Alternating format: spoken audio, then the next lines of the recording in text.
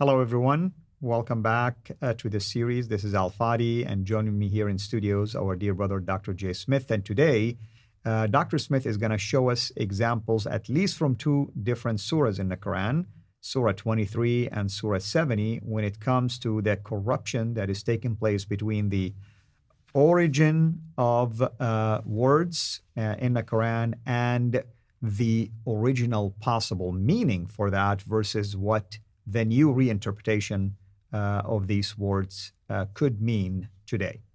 With that in mind, Dr. J, thank you so much as always. So what are these examples that you are going to share with us? Now, in the last episode, we talked about Christophe Luxembourg. He's not the only one that has been doing this work. Another French scholar named Dr. Guillaume D, who Odon introduced in October, I think the 28th of October on pfanderfilms. He introduced these two examples that are also doing this in French.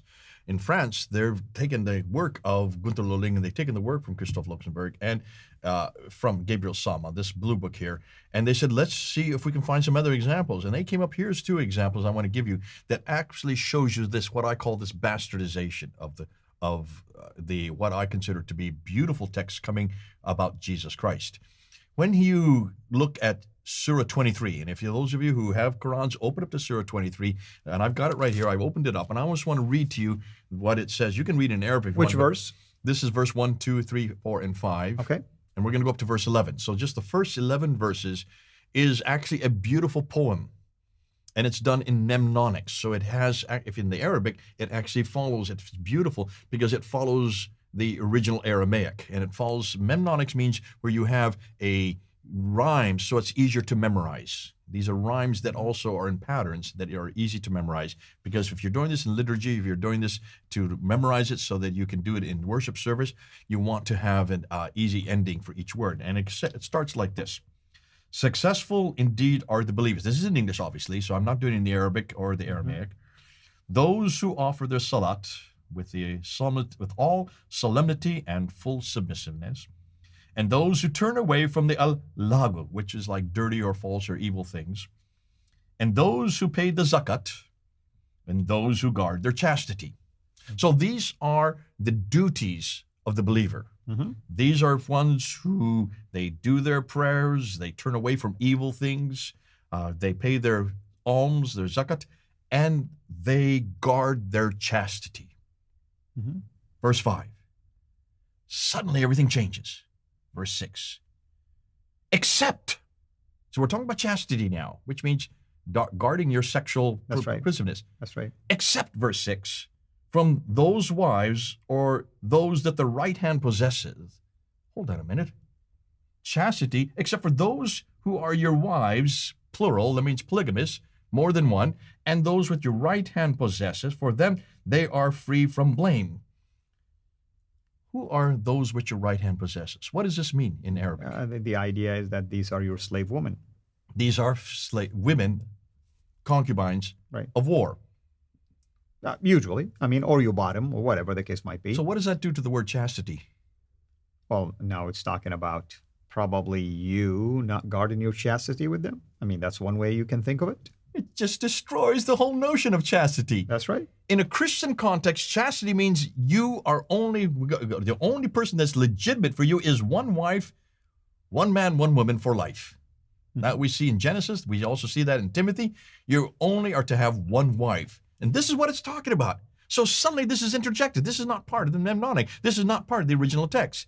Oh, except for those who your wives, plural, and that which your right hand possesseth, means these slaves of war, these women who you get in war. Then you come back to verse 8, and it continues on. Those who are faithfully true to their amat, that means their duties. In verse 9, and those who strictly guard their prayers, their salawat, their prayers, those are indeed the inheritors, who shall inherit the firdaus, which is paradise. They shall dwell therein forever. So here are the duties of the believer. They are to do their prayers.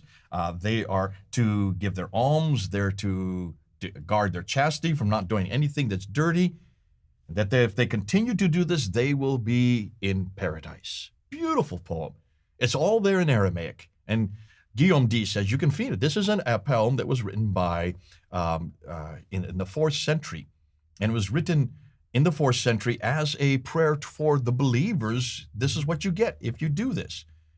Interjected are these 2 verses that completely shut down this idea of chastity as really you can have as many wives as you want and as many sex slaves as you want.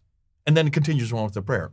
Now, to me, that's a bastardization of what was beautiful, a bastardization of what was intended. This is then repeated in chapter 70. In chapter 70, from verse 25 to 35.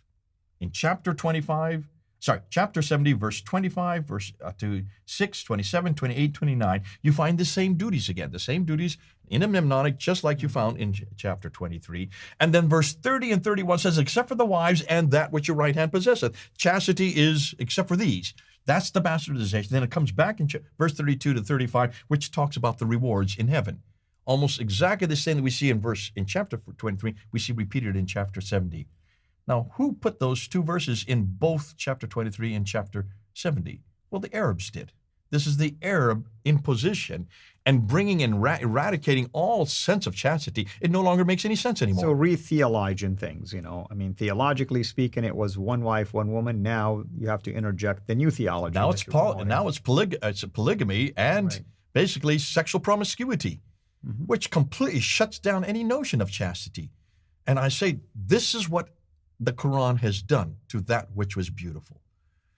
And I look and see, if we're looking to the sieve, what the first 5 verses is what you see being put in here. In this case, what came out at the end was horrendous. So the sieve that was put in there, what they've done just the opposite. They've made it dirty and they made it sinful. In fact, there's no reason in the world to read the Quranic account. Let's go back to the original Aramaic account. And what do you find? You find these beautiful prayers that are to Jesus Christ, all about the rewards of those who actually follow and do what Jesus asks to. So that's why we're sifting through and finding in almost every case, it bastardizes the text. Like what we saw when we talked about these hurus that are in heaven. Those hurus are not women that are there with translucent skin and firm breasts. They're really just grapes. Nothing more, nothing less. Unfortunately. Next time, I believe we're going to be also unpacking something related to the mysterious letters. We're going to look at the letters. Right. What are those letters? Right. The ones that are known as the disjointed letters, mysterious letters. And of course, maybe I won't be surprised if most of our viewers don't even know what we're talking about. So we are going to unpack that separately. Thank you, as always, Dr. Smith, and thank you, everyone, for joining us. Until next time, have a blessed day. Thank you for watching this video. Be sure to like and subscribe to our channel, CIRA International, and click on the bell so that you receive notifications whenever we publish a new video or go live. I would also like to appeal to you to consider becoming a Patreon patron by clicking the link right below. By doing so, you can give towards the production of these videos.